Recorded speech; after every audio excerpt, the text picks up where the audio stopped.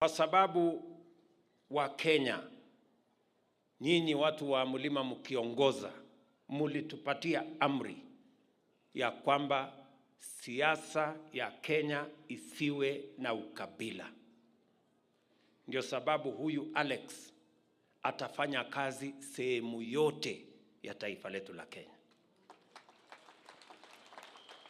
Huyu Alex atafanya kazi Northeastern, ataenda Coast, ataenda Western, ataenda Nyanza, ataenda Rift Valley, atakuwa hapa Central, because we want to serve in the manner in which you elected us. Mulituambia mbali na changamoto zote zilizokuweko, mkatuambia mnataka tuunganishe Kenya. Na mimi nataka niwahakikishie serikali hii ambayo Mungu ametubarikia kupitia kwenu,